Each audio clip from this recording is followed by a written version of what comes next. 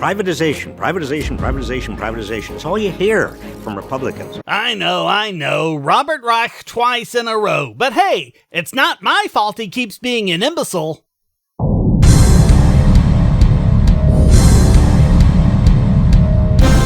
Generations ago, America built an entire national highway system. Most of the roads in the U.S. were initially private roads. It wasn't until the 20th century the government declared eminent domain over them. Along with the largest and best public colleges and universities in the world. The best ones are generally considered to be Harvard, Yale, Duke, MIT, Stanford, Princeton, Columbia, Johns Hopkins, Dartmouth, and so on. And those are all private universities.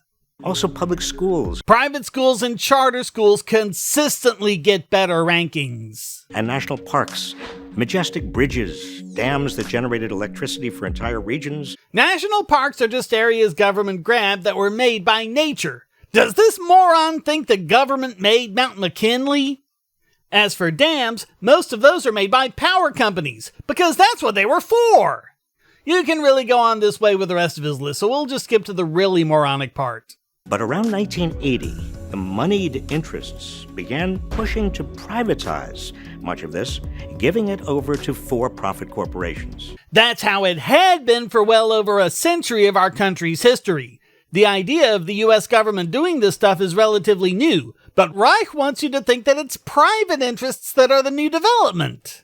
The reality has been that privatization too often only boosts corporate bottom line. For example, consider Trump's proposal for infrastructure. The problem is that it depends on private developers who'd make money off of both tax subsidies and private tolls. So the public would get charged twice. Lie, lie, lie, lie, lie! Tolls appear nowhere in his proposal. $200 billion of the spending would come from the federal government, and the other $1.3 trillion from state and local governments. That's over a 10-year period. But what really is the issue with tolls anyway? First of all, how is it being charged twice any more so than paying gasoline taxes, which Reich is in favor of and has even argued should be increased? Second, we know tolls work. Look at the Indiana Turnpike or the Ohio Turnpike. Those are incredibly well maintained, with state-of-the-art services for motorists. They were built in a fraction of the time, and problems are fixed in a fraction of the time, because if people can't travel the roads, they don't make money. But most importantly, how is this in any way privatization? All this means is the government is paying private companies to do the construction, which is how it always happens. Actual privatization would mean that it works like the Parisian Tunnel, or the 91 Expressway in California until the Californian government seized it in 2003, but notice he doesn't look at any of those examples. But the goal of corporations is to maximize profits for shareholders, not to serve the public interest. Oh, and the government's is? And not to maximize power and income for themselves and their cronies? At least with private corporations we have a choice. If they don't provide a quality service at a good price, we'll just go with someone else. You don't get that deal with the government, who can take your tax money by force and use it however they want. Don't privatize when the purpose of the service is to bring us together. Yeah, because it's never been government that started wars or internal conflicts or anything. Reinforcing our communities, helping us connect with one another across class and race, linking up Americans who'd otherwise be isolated or marginalized. No, that's the private sector that's always done that. Government is by far the most divisive force ever created. This is why we have a public postal service that serves everyone, even small rural communities where for-profit private carriers often won't go. Then explain the American Letter Mail Company. This was created in 1844 by Lysander Spooner to compete with the U.S. Post Office, which was charging people exorbitantly high rates, refused delivery to many remote areas, and had incredibly slow service. They charged 18 3/4 cents, about $5 in today's money, to send a letter from Boston to New York. To send one from Boston to Washington, D.C. was 25 cents, or about $6.68 in today's money. Spooner opened up his own mail company, charging only 5 cents. After 6 years of intense competition, charges from both Spooner's Mail Company and the post office went down to 3 cents. So what happened? Government declared a monopoly on postal service and shut Spooner down. So now it costs more to send a 1-ounce letter across the street than it does to ship 1 pound of oil halfway around the world. However, there was one piece of privatization. In the 1970s, the federal government opened up parcel delivery to competition, and FedEx, UPS, and others now compete, delivering superior service, including better package tracking at competitive prices, without having to be subsidized by the taxpayer. Amazon even has their own delivery service now, which will even deliver on Sunday. So, why won't private companies deliver the mail? Because your government won't let them, you filthy, rotten liar!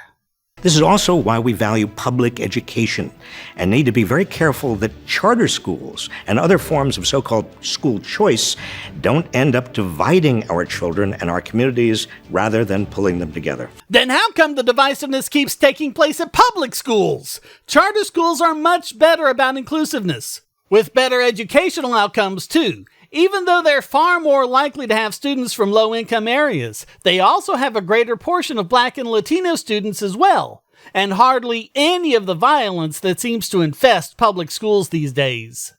Don't privatize when the service is less costly when paid for through tax revenues than through prices set by for-profit corporations. It's never cheaper when paid by taxes, provided, of course, you include taxes as one of the costs, which you should.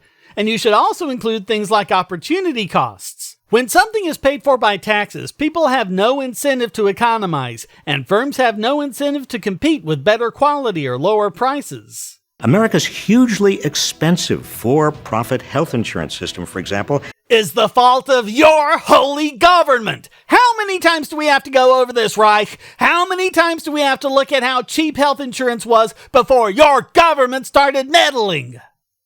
Which is why the administrative costs of Medicare are a tiny fraction of the cost of for-profit medical insurance. But they're not! Not when you look at all the costs, including the costs incurred by other agencies, such as the expenses paid by the IRS in collecting the taxes, the Social Security Administration in managing Medicare premiums, Health and Human Services for building and marketing costs, and many others. Reich deliberately leaves those out of his analysis.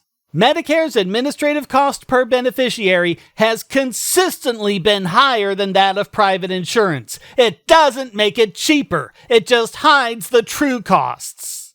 Don't privatize when the people who are supposed to get the service have no power to complain when services are poor. In that case, we should privatize everything, because citizens basically have no power to complain when government doesn't deliver on its promises. Recently, the courts found yet again that police have no duty to protect you, and you have no recourse when they fail to do so. When federal judge Beth Bloom dismissed a lawsuit from 15 students affected by the Parkland High School shooting, she ruled that the only time police have a duty to protect people is when they're in police custody. Police fail to protect you, you have no recourse. But a private company? You can always take your money elsewhere. Don't think Walmart does enough to keep its stores safe from criminals? Go to Target. Don't privatize when those who are getting the service have no way to know they're receiving poor quality. Poor quality by whose estimation? It's the consumer paying the money, so it's up to the consumer to decide if the product or service he's getting is worth the money. No one else is in a position to make that determination, because it's no one else's money to lose. Reich is an authoritarian, and like all authoritarians, he's a narcissist, insisting that his own personal subjective opinion is the one true objective fact, and anyone who disagrees is just too stupid to manage their own lives and needs people like him to do it. If someone is getting a poor quality product, then a competitor can advertise a higher quality product, or people can give it bad reviews on Yelp. Again, you get no such deal with government. The marketers of for-profit colleges, for example, have every incentive to exploit young people and their parents because the value of the degrees they are offering can't easily be known. Seriously? Have you never heard of accreditation? Which is why nonprofit colleges and universities have proven far more trustworthy. Citation needed. Don't privatize where for-profit corporations face insufficient competition to keep prices under control. So let's instead use government, which has no competition. Makes perfect sense.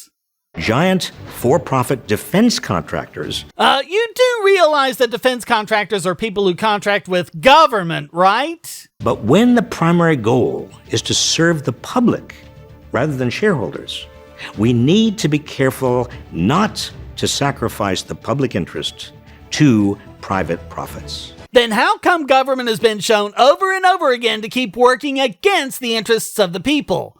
Why do private companies keep catering to consumer demand and creating new options where there were none before? Once again, Robert Reich has nothing to back himself up with. He spins lie after lie after lie and has nothing to support his claims but flowery rhetoric based on nothing. Hey, if you enjoyed this video, why not hit like and subscribe? And to make sure I can keep producing content, support this channel by becoming a patron. And check out all the other great content here, like this video selected especially for you.